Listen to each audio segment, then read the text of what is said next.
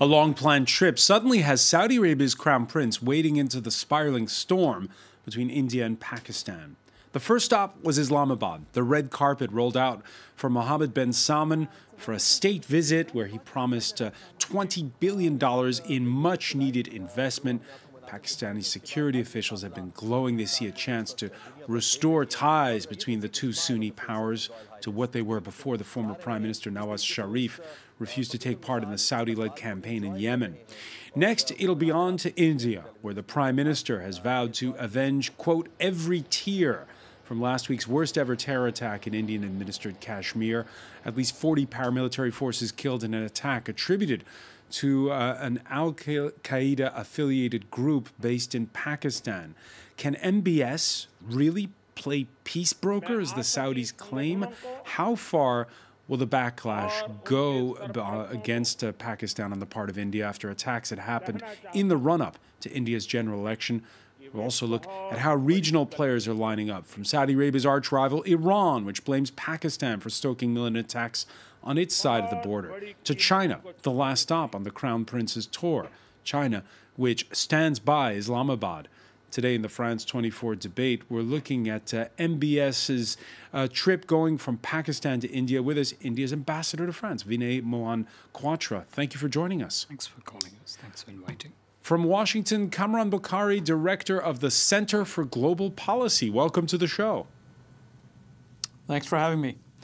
Jean-Luc Racine is a senior fellow at the Asia Center here in Paris. How are you? Well, good evening. France24.com senior editor Leila Jacinto has been writing on the subject. Thanks for joining us as well. Nice to be here. The France 24 debate on Facebook and Twitter, hashtag F24debate. Ambassador, let me begin with the latest, which is that it was originally supposed to be a flight from Islamabad to New Delhi. Instead, the Saudi Crown Prince deciding to return back to Saudi Arabia before traveling on to the Indian capital. Your thoughts on that? Well, I would first of all like to thank you for inviting me onto the show. I think it would not be correct really for me to speak about the MBS visit to Pakistan, because that is a context which is defined by the relationship between those two countries. But I think I would like to touch upon what you earlier referred to in the beginning of your remarks, which is you mentioned that MBS visit is taking place in a certain context in the region. And I think it is important that people understand fully well what is the context of those developments. I think if you currently visit India, you read any of the publications that come out from India, you listen to the commentaries that are all over the media from India, you will find that there is a deep sense of grief and absolutely shock and outrage at the recent terrorist incident in Pulwama in Jammu and Kashmir. It has been condemned by most responsible members of the international community. In fact, I have with me here the statement with which Foreign Minister Yves Le Drian released at the French Foreign Minister. French Foreign Minister. C'est je condamne avec la plus grande fermeté l'attaque ignoble. He condemns with absolute firmness. Absolute firmness the attacks. Now the facts of this attack are very well known. But what is, if I could just complete that plot, what is important for us to realize is that this is yet another manifestation of use of terrorism by Pakistan as an instrument of state policy. Now, what do I mean by that? I mean, if I elaborate in very simple terms, it means that I create an instrument, I have a belief in that instrument that violence perpetrated by that instrument in another country gives me political gains. Now, this particular incident is a clear manifestation. We think that in today's context, what is happening in India, especially in context of this attack, if you take a coin, I think Pakistan and terrorism are two sides of this A1 coin. There is an organic link between the two. There is a constant glorification of terrorism, which gets done by Pakistan. There are ample history. That's a serious accusation. It's actually now a fact, in fact, internationally acknowledged, if I could put it that way. So what is the concrete evidence we have that in this case, what are you suggesting, that Pakistan ordered the attack? Is that what you're saying? Well, let me put it this way. What are the facts which are already available in the public domain if you were to look at? There is a video which has already been put out by the perpetrator of the attack, and he openly says in that video that he's from Jaish-e-Mohammed, JEM. Now, we know where the masters of JEM sit. Everybody knows that. We know who are their handlers. We know who are they supported by. I think it is just to be clear, who are the masters of JEM? Well, the headquarters of the Jaish-e-Mohammed is sitting in Pakistan, and it is supported by the Pakistani state government apparatus, by different agencies in the Pakistani state government apparatus. We have no doubt in our mind, and as said, this has been publicly accepted and announced by the perpetrator of the attack itself, that JEM has claimed responsibility for this. Its supporters are sitting in Pakistan, and I don't think there is any doubt about it that this is a clear act of cross-border terrorism instigated from across the border and supported by Pakistan. Supported by Pakistan. Kamran Bukhari, your thoughts? I think that is accurate, largely. I am not sure whether, to what extent the security establishment in Pakistan currently controls such groups, because we know for a fact that the Pakistani military and its intelligence service have been attacked by these same actors or similar actors, and the state has waged a counterinsurgency offensive in the country. In the past, the Pakistanis have openly supported groups like Jaish-e-Mohammed, Lashkar-e-Tayyiba, and whatnot. My only concern now is that, to what extent is this official state policy? In other words, are the orders given for such attacks by officials of Pakistan's inter-services intelligence and or the army, or are these actors allowed to operate from Pakistani soil and they conduct their own operations, of course, with some level of support from the state? So those are two separate things. It's not really clear to me because of the evolution and the opaque nature of the phenomenon and the dynamic that we researchers have to deal with. Leila Jacinto? I think, what both our guests have said is fairly well known. Jaish-e-Mohammed is based in Pakistan. But, this is a very long insurgency. And for people who follow the insurgency, it's actually interesting because the head of Jaish-e-Mohammed is Maulana Masood Azhar, who was actually in Indian custody and was released by the Indians, by the previous BJP government, in a hijacking deal where these militants were actually released by India. But in any case, these, as Kamran says, it's very murky. And what happens with states like Pakistan and Iran, you have the deep state, you have the government saying one thing, but I think it's So how do we make sense of it then? Well, I think more than how do we make sense of it, it's the more important thing is where do we go from here? We are weeks before a general election. A campaign season is always a very intricate and delicate time when these kind of attacks happen. It whips up sentiments on either side. And de-escalating the crisis is what is necessary. And the Saudi foreign minister in Pakistan was speaking to reporters and said that Saudi Arabia would try to de-escalate the situation. But, this is a long-standing crisis, so good luck to him. However, Saudi Arabia does have considerable influence in Islamabad. It must be said that New Delhi, the relationship with Saudi Arabia is changing. In the old days, it was a very ideological relationship. Indian Prime Minister Modi is much more into a sort of a non-ideological, so there could be some room for Saudi Arabia to play a role. But the Kashmir crisis is like the Israeli-Palestinian crisis. These crises have gone on for decades. Jean-Luc Racine? Well, yes, I think one has to put that in perspective because even if the incident is particularly serious, it's not the first time that these kind of things happen. And we have more or less always the same scenario. On the one hand, you have the Pakistani government saying, India is accusing us even before the investigation has started, so please keep us informed about the investigation, and if we have real information, we'll act. The problem is that one of the key issues for New Delhi is that following a range of terrorist attacks within India, either in Kashmir proper, or we have to remember the Mumbai attack of 2008 with 166 dead. Behind this attack in Bombay, we had already the Jaish-e-Mohammed. And at that time, the question was the same in a way. What will be the reaction of India? And the reaction of India at that time was simply to put an end to the dialogue which has been conveyed for years. So here there is something different, of course, because there is no serious dialogue. Between 2004 and 2007, under General Musharraf on the Pakistani side and the BJP government on the Indian side, there were official negotiations on a range of issues and discrete, unofficial negotiation on Kashmir.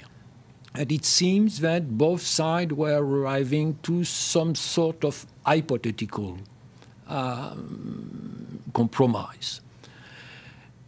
The case is that very often, anytime you have a signal that something may go to the right direction, you have a terrorist attack. The last one was after Narendra Modi, the Indian Prime Minister, went almost unexpectedly to Lahore, where the Pakistani Prime Minister Nawaz Sharif was celebrating his birthday. It was seen as a signal of perhaps things will go better. 10 days after, there was an attack.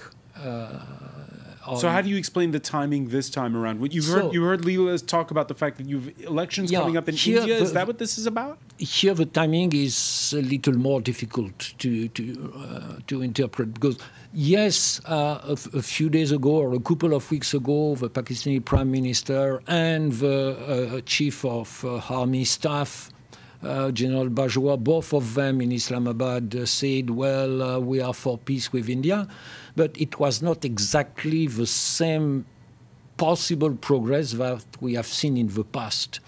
So it's difficult to guess really with some sort of certitude in a way. If there was something specifically planned as far as the calendar is concerned, or if it was something which was managed mostly from Kashmir. The young boy who blew himself up was from the locality. He was 21. He has joined the Jaish-e-Mohammed 1 year before, but he was a local. It was not Mumbai, where the terrorists came from Pakistan across the sea to attack Mumbai city. So all that is, in fact, in the background and in the mind of everyone on both sides of the border and on both sides of the line of control in Kashmir. Let me ask Kamran Bukhari, what do you make of the timing of this? I think it's interesting in the sense that it comes at a time when the Crown Prince of Saudi Arabia was making a visit to Pakistan. It's also interesting because it comes within days of the attack on the IRGC troops in Iran by a group, again, a Pakistan-based group called Jaish-ul-Adl, which is fighting Tehran. It's a Sunni Islamist and ethnically Baloch group that has in the past conducted attacks, and the Iranians had expressed their concerns with the Pakistanis. And in fact, there were some reports that the Iranians even conducted a cross-border operation a couple of years ago, striking at Jaish-ul-Adl facilities. But let me just ask you about that, because it's all the way at the other end of Pakistan. So can you connect the dots between the two? No, I'm just saying that there is a timing. You asked about the timing, and I'm saying these are the events that it comes, very close to.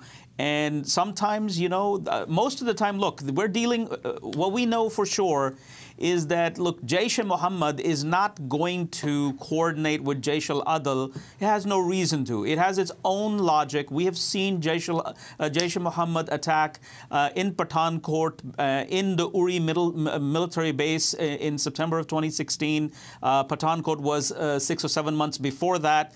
So they have their own cycle of violence, and they're based in an area that is on one end of Pakistan. And Jaish al-Adl is in a very, very remote area of Pakistan along the border with Iran. So I don't see any connections with that. But I just find it that the timing brings about, these are sort of unintended consequences that take place where I guess there are incidents in which bring more pressure onto Pakistan.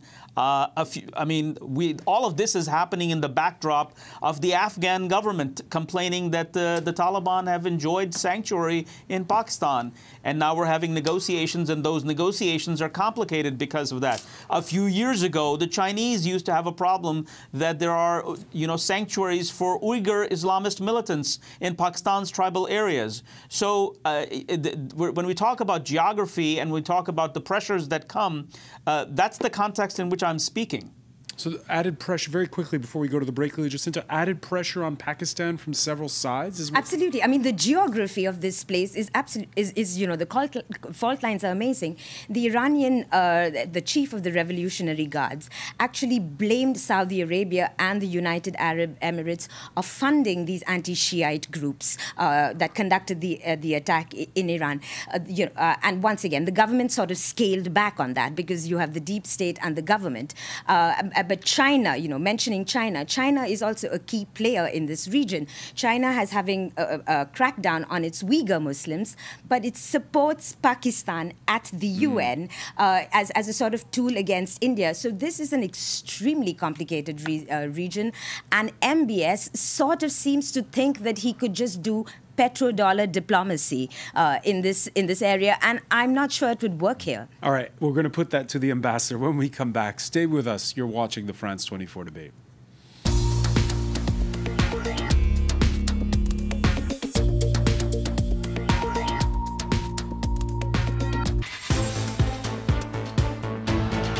Welcome back, or welcome if you're just joining us. It's the France 24 debate, and we're looking at the spiraling tension between Pakistan and India, which happens to come at the same time as there was a long-scheduled visit by the Saudi Crown Prince, MBS, first in Pakistan, next in India. India's ambassador to France, Vinay Mohan Quatra, is with us. Welcome back.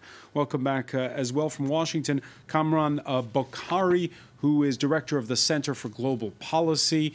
We're also in the company of Jean-Luc Racine, who is with the Asia Center here in Paris, and France 24's very own Leila Jacinto. The rising rhetoric palpable on both sides of the border in Kashmir. Go India, go back, go Modi, go back. They chanted several hundred in Muzaffarabad, that's the capital of Pakistani-administered Kashmir this Monday, while anti-Pakistan protests, like the one last Friday in Jammu, are on the rise in India, as well as calls to boycott cricket matches, Pakistani Bollywood actors, the Prime Minister, who has repeated warnings of reprisals. I fully understand the anger in the country. People's blood is boiling because of this attack. The expectations that the country currently has,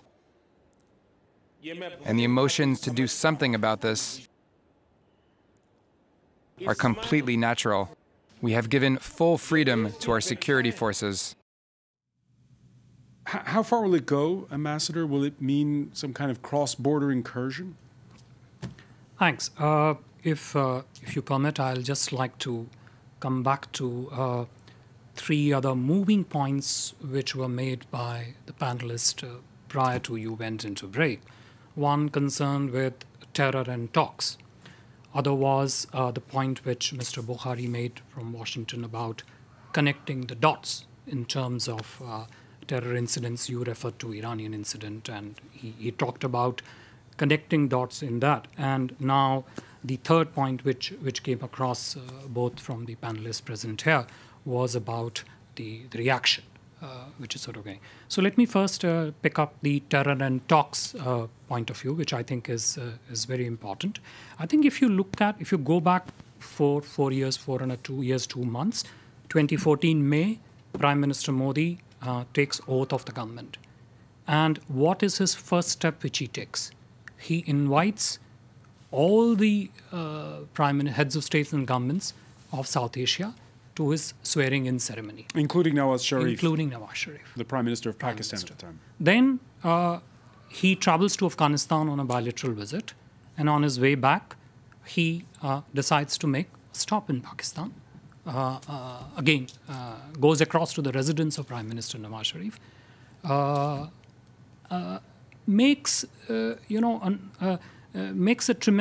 Takes a tremendous risk of putting political capital, his own political capital risk, by undertaking these visits. What does India get in return? India gets in return continuing terrorist attacks. That is why I think our leadership has made it very clear. We are all for talks. We think disputes should ultimately be resolved through talks. And there is a mechanism between India and Pakistan to resolve those disputes, which is outlined in Shimla Agreement of 1972 and the Lahore Declaration of 1999. But we are also very clear that talks cannot go ahead if the terror continues. So what's going to be the response now? So now coming to the second point, which is relating to the response. I think if you look at the Prime Minister's reaction immediately after the Pulwama attacks, he clearly said that in addition to condemning the attack, that the bloods of the CRPF soldiers who died in this attack, it will not go in vain. We from our side are absolutely committed to take all measures necessary for the protection of our sovereignty and territorial integrity from the cross-border terrorism. At this stage, I think that should suffice. May I just, if with your permission, take 30 seconds to, yes, I know it is very, sometimes very attractive to perhaps link it to the upcoming elections in India. I think, in my personal view, it will probably be trivializing the death of 40 people if you say that there is a reaction to that is linked to in any way to the reaction. I think it's a plain and simple terror incident which has evoked massive grief and outrage in India. And I think government would assess all its options based on that. And Prime Minister's own statement is, I think, quite clear on that one. Kamran Bokhari, what are you expecting as a response? Well, I mean, in the last surgical strike that the Indians claimed, it wasn't really clear what happened. The Pakistanis claimed that it was, firing across the border. The Indians maintained that they sent in forces and took out several terrorist facilities in Pakistani-administered Kashmir. But we really don't know what really happened back then. I suspect that we're going to see some form of action.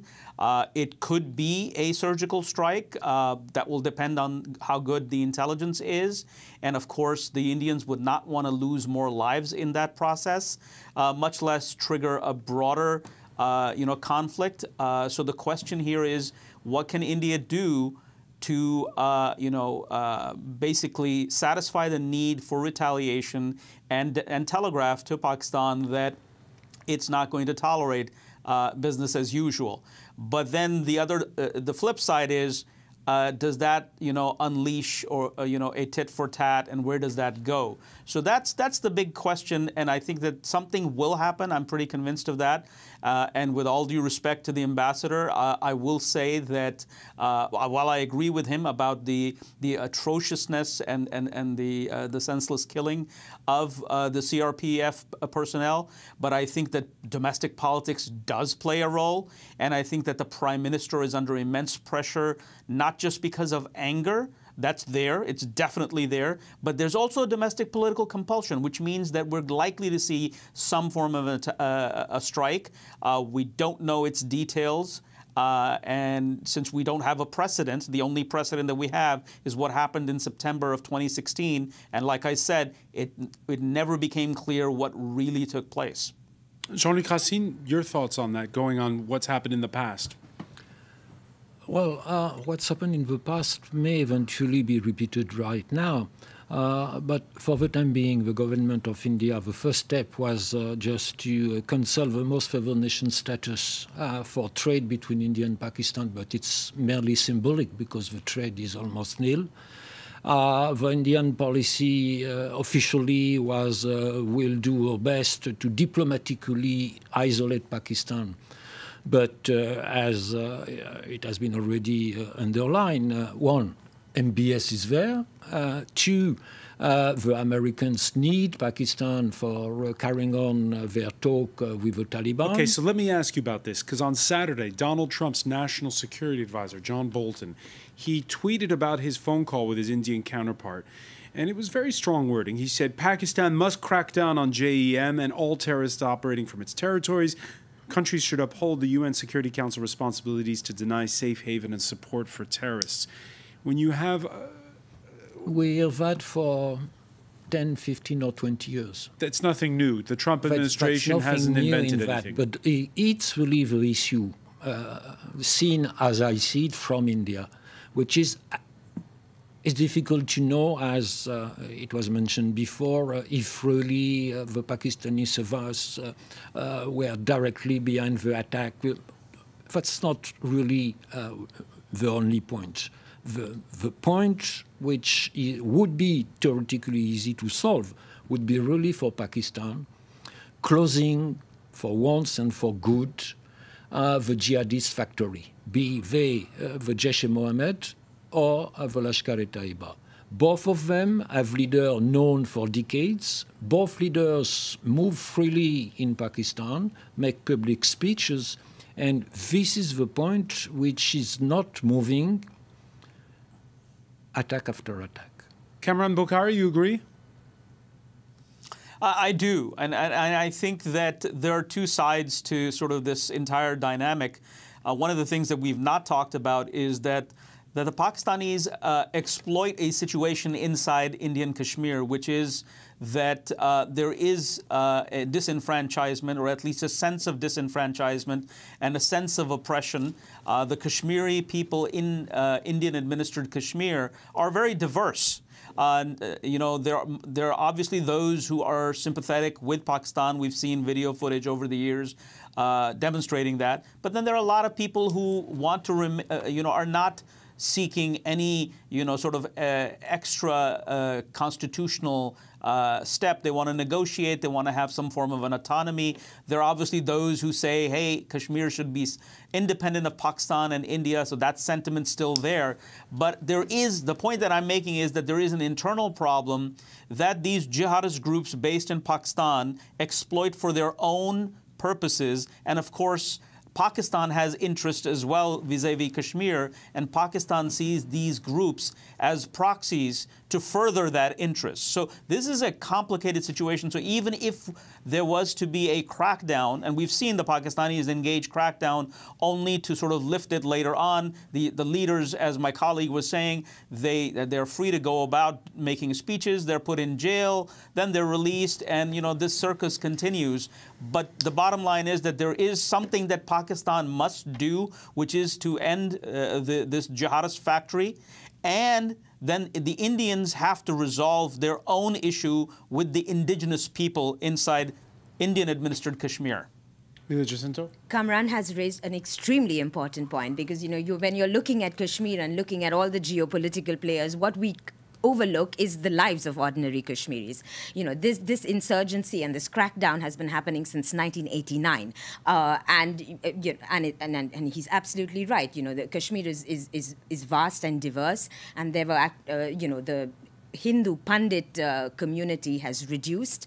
But on the other hand, as it happens with all these anti-insurgency crackdowns, you have a population that has been living with security forces, paramilitary forces, human rights abuses. And so you then have a situation where parties can exploit the situation. You know, if a local boy is getting, his family is affected by the Indian security forces, then you start having an army from which you can recruit. So, I mean, there has to be responsibility on both sides. And as we see with these long-ranging crises, the extremist wings of both sides, they neatly meet each other's agendas. Which brings us back to MBS. Can the Saudi Crown Prince, you heard Leela in part one of our discussion, Ambassador, say how the Saudis have good relations with both India and Pakistan. Is there something he can do in this situation? Just a couple of points. Let me just take the last point which you asked very specifically first, and if you would allow me to just come back to the two earlier points. As I earlier mentioned to you that insofar as disputes between India and Pakistan are concerned, there is already an agreed mechanism between the two countries to resolve such dispute, which is outlined under Shimla Agreement and under Lahore Declaration. Disputes are bilateral and they must be resolved only bilaterally. So that is insofar as your last point is concerned. Only bilaterally? Sorry? Only bilaterally. But Pakistan doesn't want that position. Well, they are signatory to the Shimla Agreement. I'm sure you're aware of that. If I could just come back to the two earlier points which Mr. Bukhari, a very learned scholar from Washington, made, and Madam also made here. I think it is important to understand, that there is a drawing room reality of Jammu and Kashmir, which people talk, but there is also a ground reality of what actually happens in the field. Now, if you look at Jammu and Kashmir, local governance, I mean, let me put it in a larger framework of local governance, which has many variables: health, infrastructure, development, democracy, among others.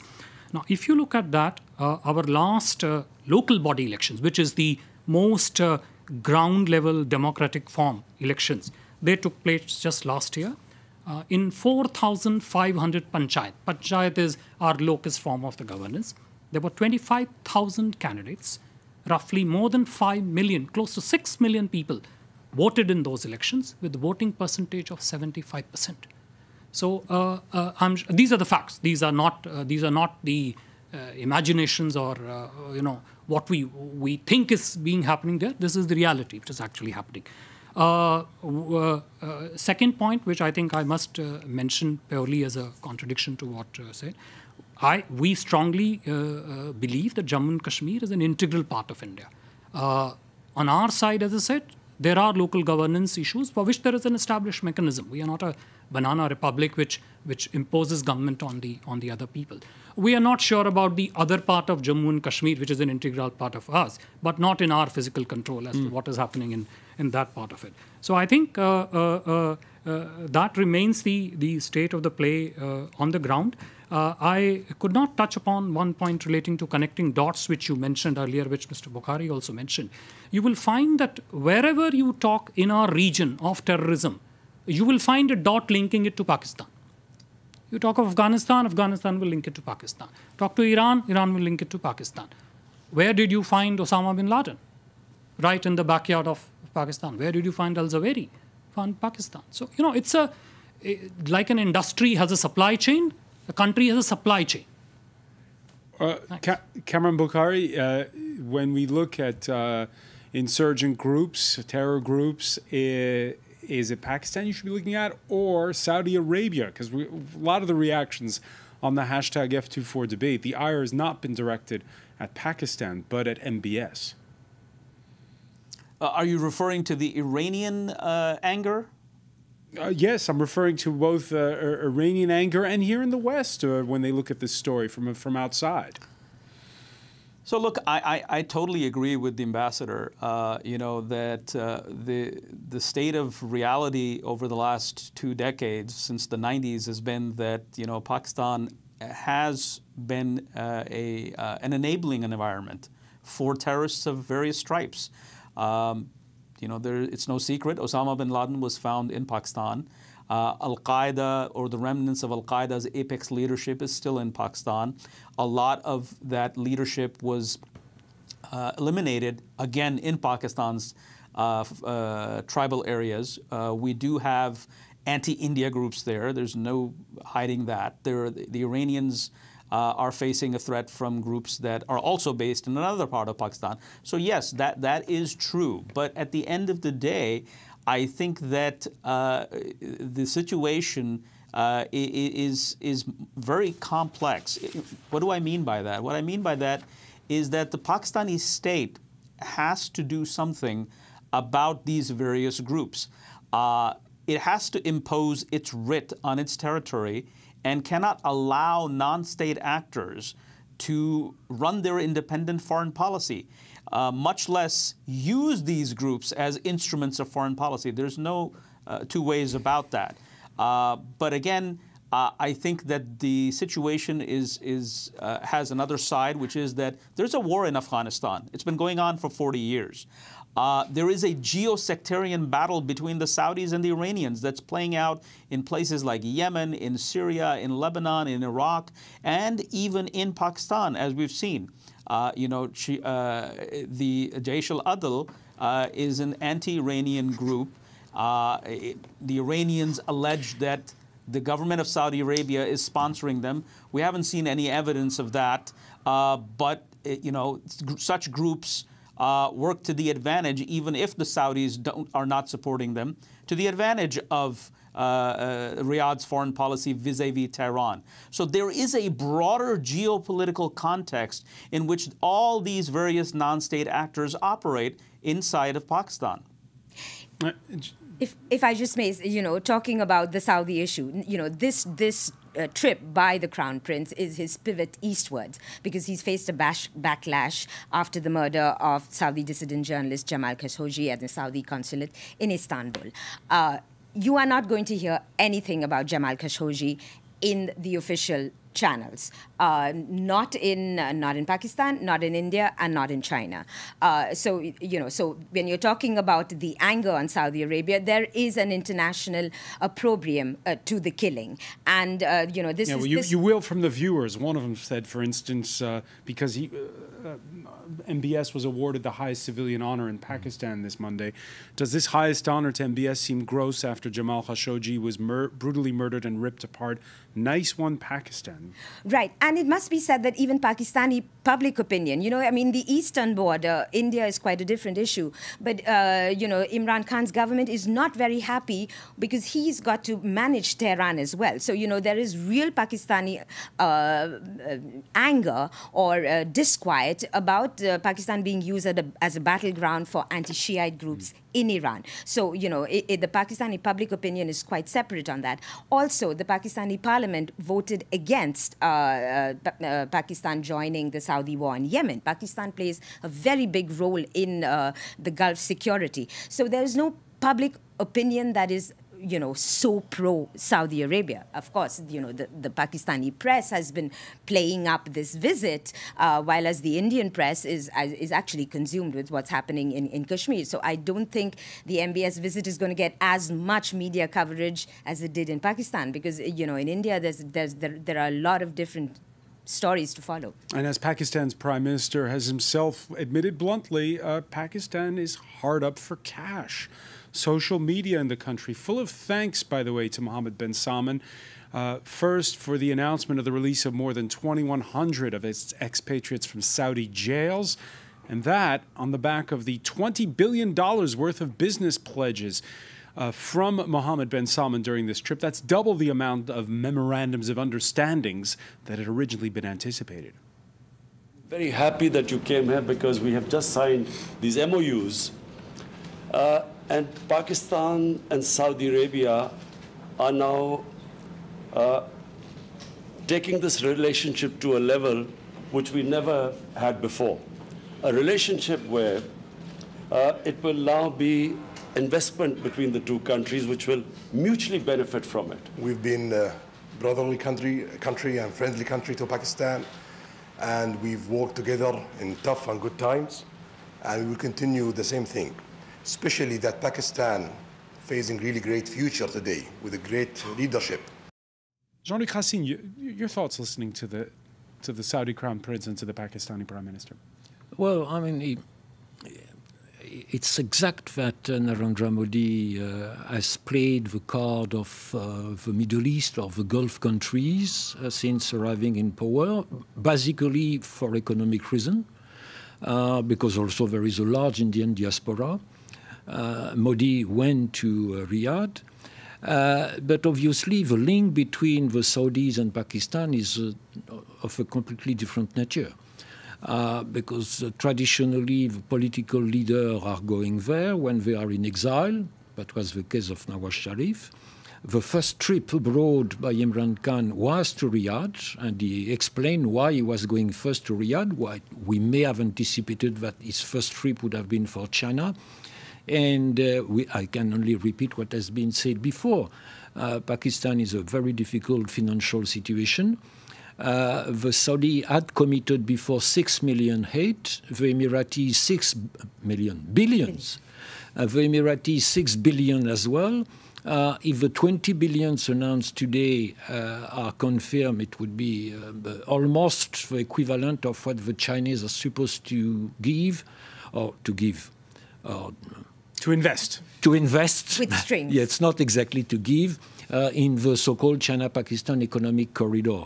So the stakes are important for India, but they are extremely important for Pakistan. And at the same time, referring again to what was the Indian position, saying we shall diplomatically isolate Pakistan on the question of terrorism.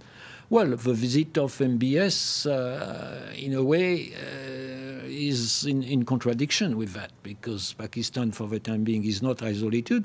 And as I mentioned before, when Bolton is making a harsh statement, it's nothing new. And we may remember that on January 1st of this year, at 4 a.m., Donald Trump sent a tweet which was extremely negative as far as Pakistan is concerned. But today they are happy to discuss with the Pakistani as far as the talks with the Taliban are supposed to be carried on. Kamran Bukhari, do you agree that there's a bit of bluster in Washington where you are these days? Or have the, yes, or has the relationship changed? Look, I think that there is a long-standing concern in Washington over Pakistan's behavior towards militant groups. That's still there. That's not gone away. But I think that there's a bigger issue that the United States needs to deal with, and particularly the Trump administration, which is to bring the longest-running war in American history to some form of closure. And for that, they have to deal with Pakistan, and I think that that's what, Secretary Pompeo, when he spoke about, the new opportunity and he met with his Pakistani counterpart, I think that the Americans are saying, well, let's deal with Afghanistan, and for that we need to deal with Pakistan. And so what I'm trying to say here is that for now, those, chronic disagreements with Islamabad are being set aside for a specific goal. And then the question is, what will happen of the Afghan peace process? If there isn't much progress, then we may see a return of Washington's, differences with Pakistan, especially on this issue of the militancy. All right. Whether or not Afghanistan can be solved, I guess we're going to have to make dates with everyone here on the panel to discuss that one. I want to thank Ambassador Quattro for being with us. I want to thank as well Jean-Luc Racine, Lila Jacinto, Kamran Bukhari in Washington. Thank you for joining us here in the France 24 debate. Thank you.